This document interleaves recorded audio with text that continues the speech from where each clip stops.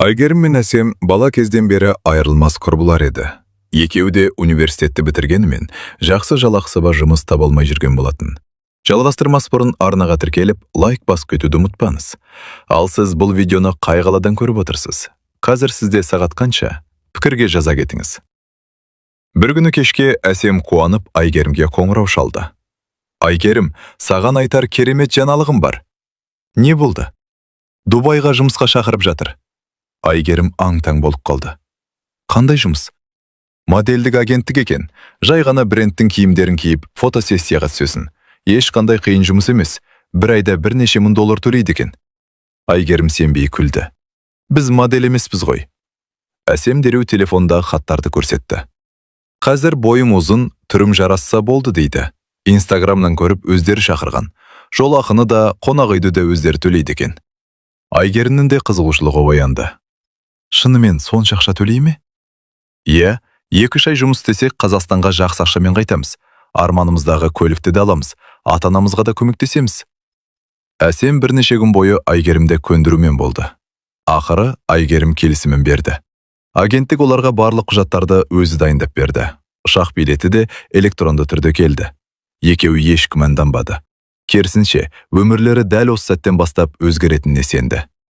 Ұшатын күні олар Алматы әуежайында қуанып селфи жасап, жақындарына: Дубайға кетіп барамыз, біз үшін уайымдамаңдар, жақында үлкен жетістікпен ораламыз, деп хабарлама жіберді. Бірнеше сағаттан кейін ұшақ Дубайға қонды. Әуежайдан оларды қолында аты жөндері жазылған қағазы бар ер адам қарсы алды. Қош келдіңіздер, көлік дайын, қонақ үйге барамыз. Барлығы кәсіби ұйымдастырылғандай көрінді. Бірақ көлікке отырғаннан кейін әлгі ер адам: Паспорттарыңызды уақытша бере тұрыңыздар. Ертең жұмысқа рұқсат құжаттарын рәсімдейміз. Әсем еш ойланбастан паспортын берді. Айгерім бір сәт күмәнданғанмен, құрбысынан қалмай өз құжатында ұстатты. Олар сол сәтте өмірлеріндегі ең үлкен қателікті жасағандарын әлі білмейтін еді. Көлік қала орталығынан алыстай берді. Айгерім терезеден алып ғимараттарды көріп: Қонақ үй қай жақта екен? Деп сұрады. Жүргізуші қысқа ғана: Жақын қалды. Бірақ жарты сағат өтсе де көлік тоқтамады. Көп ұзамай олар үлкен темір қақпасы бар вилланың алдына келді. Ішке кірген бойда бір әйел: Телефондарыңды беріңдер, ертең қайтарылады. Әсем ештеңеден күмәнданбай телефонын берді. Айгерім: Маған анама хабарласу керек еді. Кейін сөйлесесің. Телефондар жиналып алынды. Екеуін бір бөлмеге кіргізіп, есікті сыртынан құлыптап қойды. Айгерім мазасыздана бастады. Әсем, біртүрлі болып тұр. Ертең бәрі түсінікті болады, уайымдама. Ертеңіне ешқандай фотосессия болған жоқ. Тіпті модельдік агенттіктен ешкім келмеді. Түске қарай әлгі әйел бөлмеге кіріп: Кешке дайын болың бір. Фотосессияға ма? Деп сұрады Әсем. Әйел жауап берместен шығып кетті. Кешке қарай дәлізден бірнеше қыздың жылаған дауысы естілді. Айгерім есіктің кішкентай саңылауынан қарады. Дәлізде қазақша сөйлеп тұрған 2 қызды көрді. Бізді алдап әкелді. Паспорттарымызды қайтармай жатыр. Айгерімнің жүрегі зу ете қалды. Ол Әсемге қарап: Біз үлкен қателік жасадық. Сол түні есік ашылды. Ішке 3 ер адам кірді. Бастық сияқты көрінгені суық дауыспен: Ертең таңертең жолға шығасың бір. Айгерім: Қайда? Египетке. Біз Дубайға жұмысқа келдік қой. Ер адам мысқылдап күлді. Сендерді ешкім ештеңеге шақырған жоқ. Қайда баратыныңды енді біз шешеміз. Сол сәтте Әсемнің көзіне жас келді. Ол дірілдеп: Айгерім, бәріне мен кінәлімін. Айгерім ештеңе демеді. Өйткені енді оларды не күтіп тұрғанын ешқайсысы білмейтін еді. Таңғы сағат 5-те есік тарс ашылды. Тұрыңдар, жиналыңдар, деп айқайлады күзетші. Айгерім мен Әсем үнсіз орындарынан тұрды. Қолдарына тек кішкентай сөмкелерін ғана ұстатты. Паспорттары әлі қайтарылған жоқ. Оларды қара түсті шағын автобус отырғызды. Ішінде өздері сияқты қорыққан тағы бірнеше қыз бар еді. Ешкім сөйлеген жоқ. Бірнеше сағаттан кейін оларды әуежайға алып келді. Қыздардың барлығын бір адам бақылап жүрді. Қашып кетуге мүмкіндік болмады. Ұшақ қонған соң олар Египеттегі шағын қалаға жеткізілді. Бұл жолы оларды сәнді қонақ үй емес, ескі 2 қабатты ғимаратқа кіргізді. Терезелеріне темір тор орнатылған. Есіктері сыртынан құлыпталатын. Айгерім сол сәтте олардың тұзаққа түскенін толық түсінді. Сол бөлмеде олар Айдана есімді қазақ қызымен танысты. Айдана үш ай бұрын дәл осылай келген екен. Маған да модель боласын деген.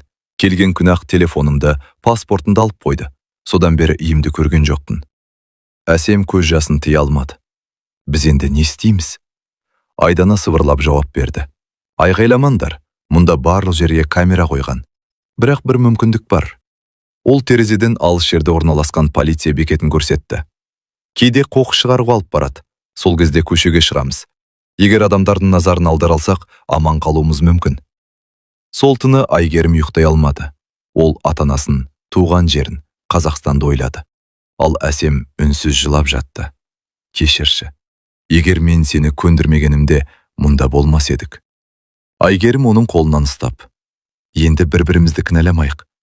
Көлік қала орталығынан алыстай берді. Айгерім терезеден алып ғимараттарды көріп, «Қонақ үй қай жақта екен?» деп сұрады. Жүргізуші қысқа ғана, жақын қалды. Бірақ жарты сағат өтсе де, көлік тоқтамады. Көп ұзамай олар үлкен темір қақпасы бар вилланың алдына келді. Ішке кірген бойда бір әйел, «Телефондарыңды беріңдер, ертең қайтарылады». Әсем ештеңеден күмәнданбай телефонын берді. Айгерім, «Маған анама хабарласу керек еді. Кейін сөйлесесің». Телефондар жиналып алынды. Екеуін бір бөлмеге кіргізіп, есікті сыртынан құлыптап қойды. Айгерім мазасыздана бастады.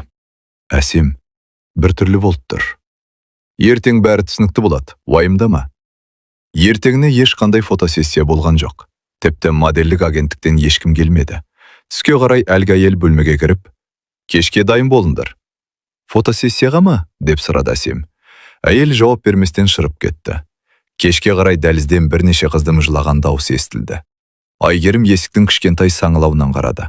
Дәлізде қазақша сөйлеп тұрған екі қызды көрді. «Бізді алдап әкелді. Паспорттарымызды қайтармай жатыр». Айгерімнің жүрегі зу ете қалды. Ол Әсемге қарап, «Біз үлкен қателік жасадық». Сол түні есік ашылды. Ішке 3 ер адам кірді. Бастық сияқты көрінгені суық дауыспен. «Ертең таңертең жолға шығасыңдар». Айгерім, «Қайда?» «Египетке». «Біз Дубайға жұмысқа келдік қой». Ер адам мысқылдап күлді. «Сендерді ешкім ештеңеге шақырған жоқ. Қайда баратынында енді біз шешеміз». Сол сәтте Әсемнің көзіне жас келді. Ол дірілдеп, «Айгерім, бәріне мен кінәлімін». Айгерім ештеңе демеді. Өйткені енді оларда не күтіп тұрғанын еш қайсысы білмейтін еді. Таңғы сағат 5-те есік тарсы ашылды. «Тұрыңдар, жиналыңдар», деп айғайлады күзетші. Айгерім мен Әсем үнсіз орындарынан тұрды. Қолдарына тек кішкентай сөмкелерін ғана ұстатты. Паспорттары әлі қайтарылған жоқ. Оларды қара түсті шағын автобусқа отырғызды. Ішінде өздері сияқты қорыққан тағы бірнеше қыз бар еді. Ешкім сөйлеген жоқ. Бірнеше сағаттан кейін оларды әуежайға алып келді. Қыздардың барлығын бір адам бақылап жүрді. Қашып кетуге мүмкіндік болмады. Ұшақ қонған соң олар Египеттегі шағын қалаға жеткізілді. Бұл жолы оларды сәнді қонағы емес, ескі 2 қабатты ғимаратқа кіргізді. Терезелеріне темір тор орнатылған, есіктері сыртынан құлыпталатын. Айгерім сол сәтте олардың тұзаққа түскен толық түсінді. Сол бөлмеде олар Айдана есімді қазақ қызымен танысты. Айдана 3 ай бұрын дәл осылай келген екен. «Маған да модель боласын» деген. Келген күні-ақ телефонымды, паспортымды алып қойды. Содан бері үйімді көрген жоқпын. Әсем көз жасын тыя алмады. «Біз енді не істейміз?» Айдана сыбырлап жауап берді. «Айқайламаңдар, мұнда барлық жерге камера қойған, бірақ бір мүмкіндік бар». Ол терезеден алыс жерде орналасқан полиция бекетін көрсетті. Кейде қоқыс шығаруға алып барады. Сол кезде көшеге шығамыз. Егер адамдардың назарын аудара алсақ, аман қалуымыз мүмкін. Сол түні Айгерім ұйықтай алмады. Ол ата-анасын, туған жерін, Қазақстанды ойлады. Ал Әсем үнсіз жылап жатты. «Кешірші, егер мен сені көндірмегенімде, мұнда болмас едік». Айгерім оның қолынан ұстап, «Енді бір-бірімізді кінәламайық. Ең бастысы тірі елге қайту». Келесі күні таңертең күзетші есікті ашып, «Үшеуің сыртта шығасыңдар». Айдана Айгерімге жай ғана сыбырлады. «Мүмкіндік дәл бүгін келеді. Дайын болыңдар». Айгерім мен Әсемді тар бөлмеге кіргізіп, есікті сыртынан жауып қойды. Бөлме іші қараңғы еді. Бұрышта 2 қыз үнсіз отыр екен. Олардың жүзінен қорқыныш анық байқалатын. Айгерім жайлап, «Сәлем, Қазақстаннансыңдар ма?» Қыздардың бірі басын көтерді. «Иә, Дауысы әрең естілді. Мен Ақтөбеденмін, атым Мадина. Екінші қыз. Мен Қырғызстаннанмын. Бөлмені үнсіздік басты. Бірнеше минуттан кейін Мадина ғана сөйледі. Сендерде де модельдік жұмыс істеп алдап әкелді ме? Әсем көз жасын сүртіп. Иә, бізді де дәл солай алдап әкелген. Айгерімнің жүрегі тарс ете қалды. Сонда бәрімізді ме? Мадина басын изеді. Әркімге әртүрлі әңгіме айтады. Біреуге модель боласын дейді, біреуге қонақ үйде әкімші боласын дейді, енді біріне мейрамханада жұмыс істейсің дейді. Бірақ ешқайсысы рас емес. Әсемнің даусы дірілдеп кетті. Бізді үйге жібере ме? Мадина ауыр күрсінді. Паспорттарың өздерінде ме? Жоқ. Онда жағдай қиын. Айгерім орнынан тұрып есікті тартып көрді. Құлыптаулы, терезеге жақындады. Сыртында темір тор тұр. Тіпті айқайласа да ешкім естімейтіндей. Ол қабырғаға сүйеніп отырып қалды. Сол кезде Әсем жылап жіберді. Айгерім, бәріне мен кінәлімін. Мен сені көндірдім. Айгерім үндемеді. Өзде жылағысы келіп тұр. Бірақ қазір екеуінің біреуі мықты болу керек еді. Ол Әсемнің қолынан ұстап. Жылама. Біз міндетті түрде шығамыз. Қалай? Әлі білмеймін, бірақ берілмейміз. Түн ортасында дәлізден айғай естілді. Бір қыз жылап. Жіберіңдерші, мен үйіме қайтқым келеді. Артынша тарс еткен дыбыс шықты. Бөлмедегі барлық қыз селк ете қалды. Мадина көзін төмен түсірді. Есікті ашпаңдар, терезеге де жақындамаңдар. Айгерім сыбырлап. Не болып жатыр? Бұл жерде қарсы шыққандарды қорқытады. Таната бере бөлменің есігі ашылды. Екі күзетші ішке кірді. Барлығың сыртқа шығыңдар. Қыздарды үлкен залға алып келді. Онда тағы 10-нан астамғы тұр екен. Әр қайсының жүзінде қорқыныш. Бөлменің арғы жағынан қымбат костюм киген ер адам кірді. Ол қыздардың бәріне бір-бірден қарап шықты. Сосын Айгерімнің алдына тоқтады. Мынау, деді біреуге қарап. Кейін Әсемге қарады. Мынаны да бөлек алып кетіңдер. Айгерім селк етіп. Оны қайда апарасыңдар? Ер адам оған суық көзқараспен қарап. Сұрақ қойды доғар. Күзетшілер Әсемді жетектеп алып кетті. Айгерім, деп айқайлады Әсем. Әсем! Айгерім жүгірмек болды, бірақ күзетші оның жолын бөгеді. Есік тарс жабылды. Сол сәтте Айгерім құрбысынан айырылып қалды. Әсемді алып кеткен есік тарс жабылғаннан кейін, Айгерім ұзақ уақыт сол жерде қатып қалды. Әсем, Әсем, деп қайта-қайта айқайлады. Бірақ ешқандай жауап болмады. Күзетші оның иығынан қатты итеріп, тыныш тұр, деді. Айгерім амалсыздан кейін шегінді. Оның көзінен жас тоқтар емес. Бірнеше минуттан кейін барлық қызды қайтадан бөлмелеріне қайтарды. Есік жабылған бойда Айгерім Мадинаға қарады. Оны қайда алып кетті? Мадина үнсіз қалды. Айтшы. Мадина ауыр күрсініп. Мұнда біреуді бөлек алып кетсе, кейде бірнеше күн көрмейсің. Кейде мүлде қайтып келмейді. Бұл сөздер Айгерімнің жүрегін тіліп өтті. Ол төсектің шетіне отырып қалды. Басындағы бір ғана ой. Әсем аман бекен. Сол күні кешке тамақ әкелген егде жастағы әйел бөлмеге берді. Ол үндемей тәрелкелерді қойып жатты. Айгерім батылданып, өтінемін, бізге көмектесіңізші. Әйел бір сәтке тоқтап қалды, бірақ ештеңе деместен сыртқа шығып кетті. Айгерімнің үміті тағы үзілді. Түн ортасында есік ақырын ғана ашылды. Айгерім шошып оянды. Ішке сол егде әйел кірді. Ол саусағын ерніне қойып, тыныш. Қыздар үнсіз қалды. Әйел қазақша акцентпен баяу сөйледі. Мен сендерді құтқара алмаймын, бірақ сендерге бір нәрсе айтайын. Айгерім орнынан атып тұрды. Әсем қайда? Тірі, бірақ басқа ғимаратқа алып кеткен. Айгерімнің көзіне жас келді. Оны көрдіңіз бе? Иә, жылап отыр. Әйел қалтасынан кішкентай қағаз шығарып берді. Мына жерде жергілікті жедел қызметтің нөмірі жазылған, бірақ телефон жоқ екенін білемін. Ендеше мұның пайдасы қандай? Ертең сендерді медициналық тексеруге апарады. Сол кезде адамдар көп болады. Егер мүмкіндік туса, осы қағазды біреудің қолына ұстат. Айгерім қағазды дереу киімнің ішкі тігісіне жасырып қойды. Дәл сол сәтте дәлізден аяқ дыбыстары естілді. Әйел тез шығып кетті. Есік қайта жабылды. Ертеңіне таңертең қыздарды автобусқа отырғызды. Айгерім алғаш рет бірнеше күннен кейін сыртқа шықты. Күннің жарығы көзін қарықтырды. Көшеде қарапайым адамдар жүр, балалар мектепке бара жатыр, кафелер ашылып жатыр. Ал өзі болса, сол адамдардан бірнеше метр жерде отырғанмен ешкімге көмек сұрай алмай келеді. Автобус бағдаршамға тоқтағанда Айгерім сырттағы полиция көлігін көрді. Жүрегі қатты соға бастады. Қазір айғайласам ба? Бірақ дәл сол сәтте жанындағы күзетші оның қолын қатты қысып ұстап, «Тыныш отыр», деп сыбырлады. Айгерім оның бәрін бақылап отырғанын түсінді. Үміті тағы үзілді. Алайда ол берілмеді. Өйткені оның ойында бір ғана мақсат қалды. Әсемді тауып, екеуі бірге елге аман оралу. Айгерім сол күннен кейін Әсемді мүлде көрмеді. Алғашында ол күн сайын күтті. Бәлкім бүгін алып келер, бәлкім ертең қайтып кетер. Бірақ күндер өте берді. Бірақ та өтті, бір ай өтті. Әсемнен ешқандай хабар болмады. Айгерім барған жердің әр бұрышына қарап құрбысын іздейтін. Жаңа қыздар келген сайын, «Әсем деген қазақ қызын көрдіңдер ме? Ұзын бойлы, қара шашты», деп сұрайтын. Бәрі бастарын шайқайтын. Ешкім көрмеген, ешкім естімеген. Уақыт өте келе Айгерімнің жүрегінде қорқыныштан да ауыр сезім пайда болды. Белгісіздік. Тірі ме екен? Осы сұрақ 4 жыл бойы оның санасынан кетпеді. Алғашқы айлар өте ауыр өтті. Айгерім бірнеше рет қашуға әрекет жасады. Бірақ айналаның бәрі бақылауда еді. Есіктер құлыптаулы, терезелерде темір тор. Сыртқа шыққанда қастарынан күзетшілер бір елі ажырамайтын. Бір рет ол әдейі жерге құлап қалып, көшедегі адамдарға көмек сұрамақ болды. Бірақ күзетшілер оны дереу көтеріп, көлікке қайта отырғызды.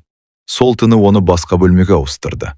Ол жерде отырған қыздардың бірі ақырын ғана, «Берілуге болмайды, бірақ асыққан адам көбіне ұсталып қалады». Айгерім сол сөзді есіне сақтап қалды. Уақыт өте келе ол өзін сырт көзге сабырлы ұстай бастады. Күзетшілер оның енді қашпайтынына сенсін деп ештеңе білдірмейтін. Ішінде ғана үмітін өлтірмеді. Әр кез секстозағызын көзін жұмып, «Анашым, мені күтіп жүрген шығарсыз», деп іштей сыбырлайтын. Сосын тағы бір дұға жасайтын. «Құдайым, Әсемді аман сақтай көр». Жылдар өте берді. 1-ші жыл, 2-ші жыл, 3-ші жыл, 4-ші жыл.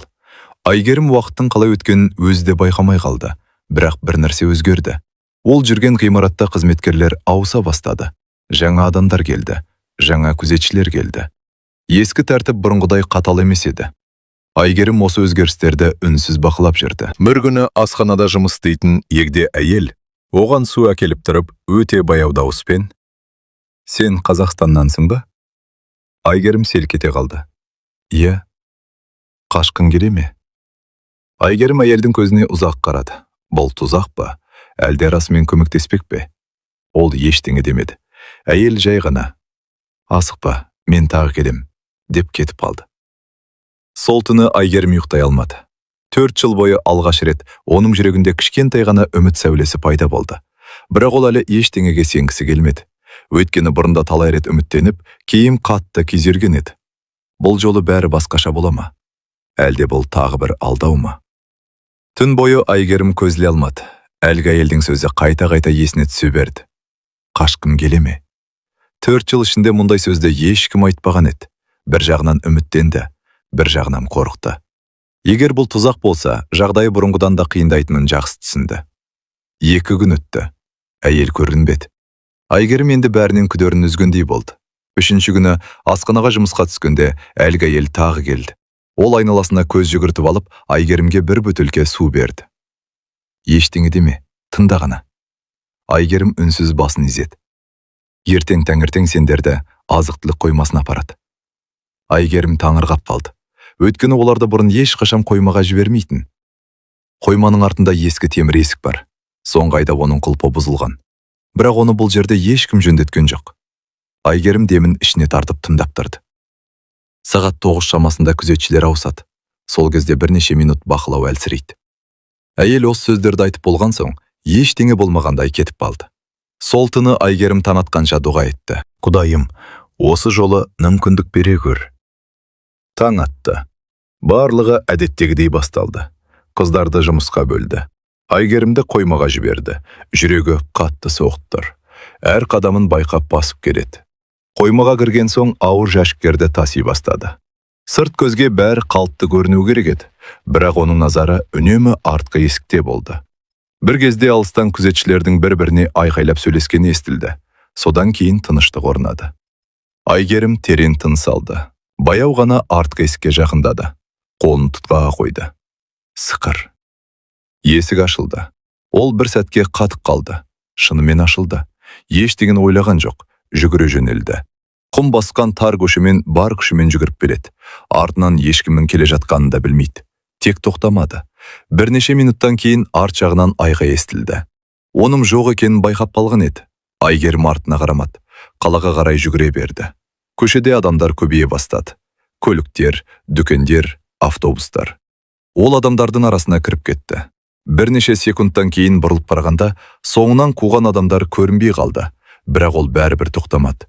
Жүрегі атша тулап тұр. Кенет көзіне Қазақстанның туы бейнеленген кішкентай жазу түсті. Қазақстан Республикасының елшілігі. Айгерім сол жаққа қарай бар күшімен жүгірді. Қақпаға жеткен бойда. Мен Қазақстан азаматымын, көмектесіңіздерші, деп пулат түсті. Елшілік қызметкерлері бірден сыртқа жүгіріп шықты. Айгерімнің 4 жылдан кейін алғаш айтқан толық сөйлемі осы болды. Бірақ ол есін жоғалтпас бұрын бір ғана сөзді қайталай берді. Әсем. Әсемді табындаршы. Ол әлі сол жақта. Айгерім көзін ашқанда аппақ төбені көрді. Алғашында қайда жатқанын түсінбей қалды. Бөлме тыныш. Ешқандай темір есік жоқ. Ешқандай күзетші жоқ. Бірнеше секундтан кейін ғана ақ қалат киген әйел ішке кірді. Қорықпаңыз, сіз қауіпсіз жердесіз. Айгерім орнынан атып тұрмақ болды. Әсем? Әсем қайда? Сіз алдымен тынығыңыз, кейін сөйлесеміз. Бірақ Айгерім қайта-қайта бір ғана сұрақты қоя берді. Оны тауып жатыр ма? Келесі күні Қазақстан елшілігінің қызметкерлері келді. Олар Айгерімнен сабырмен болған жағдайды сұрады. Айгерім 4 жыл ішінде көргендерін есіне түсіріп, ұзақ әңгімеледі. Кейде сөйлей алмай жылап қалатын, кейде ұзақ үнсіз отыратын. Ең соңында менімен бірге Әсем деген қазақ қызы болды. Бізді келгеннен кейін бірнеше аптадан соң екі жаққа бөліп жіберді. Содан бері оны бірде-бір рет көрген жоқпын. Қызметкерлер барлық мәліметті жазып алды. Олар: біз бұл ақпаратты жергілікті құқық қорғау органдарына береміз. Іздестіру жұмыстары жүргізіледі деді. Бұл сөз Айгерімге аз да болса үміт сыйлады. Бірнеше аптадан кейін оған уақытша құжат дайындалды. Ұзақ жылдардан кейін алғаш рет ұшаққа өз еркімен отырды. Ұшақ көкке көтерілгенде Айгерім терезеден төмен қарап отырды. 4 жыл бұрын дәл осылай арман қуып ұшқанын есіне алды. Сол кезде жанында Әсем отырған еді. Екеуі күліп болашақ жоспарларын айтып бере жатқан. Ал қазір жанындағы орын бос тұр. Айгерім сол бос орынға ұзақ қарап, көз жасын сүртті. Ұшақ Қазақстанға қонғанда оның жүрегі қатты соқты. 4 жылдан кейін туған жерінің ауасын қайта жұтып тұр. Әуежайда ата-анасы күтіп алған сәтте еш қайсысы сөйлей алмады. Анасы қызын құшақтап ұзақ жылады. Әкесі үнсіз ғана арқасынан қақты. Айгерім үйіне оралғанмен, жүрегінің бір бөлігі әлі де алыста қалғандай сезілді. Өйткені Әсем жоқ еді. Айлар өтті. Айгерім тергеушілермен бірнеше рет кездесті. Әсемнің суреттерін берді. Қандай киімде болғанын айтты. Соңғы рет қайғыны көргенін егжей-тегжейлі түсіндірді. Бірақ нақты нәтиже шықпады. Кейбір мәліметтер тексерілді. Кейбір хабарламалар жалған болып шықты. Ал кейбір іздер мүлде үзіліп қалды. Бір күні Айгерім үйіне келгенде үстелдің үстінде өздерінің ескі суретін көрді. Сурет 4 жыл бұрын Дубайға ұшар алдында әуежайда түсірілген екен. Екеуі де күлімдеп тұр. Армандары көп еді. Айгерім суретті қолына алып ақырын ғана: мен елге оралдым Әсем, бірақ сені таба алмадым, деп сыбырлады. Ол күн сайын Әсемнің бір күні аман есен оралатын күніне сенгісі келді. Сол үміт оны алға жетелеп тұрды. Қазақстанға оралғанына 1 жылға жуық уақыт өтті. Сырт көзге Айгерімнің өмірі біртіндеп қалпына келе бастағандай еді. Ол психологтың көмегіне жүгінді. Ата-анасының жанында болды. Баяу болса да қалыпты өмірге бейімделуге тырысты. Бірақ әр таң сайын оянғанда оның ойына бірінші болып Әсем келетін. Ол әлеуметтік желілерден, жаңалықтардан, із-түзсіз жоғалған адамдар туралы хабарлардан көз алмайтын. Кейде белгісіз біреу: мен Әсемді көрген шығармын, деп жазатын. Бірақ тексерсе еш қайсысы расталмайтын.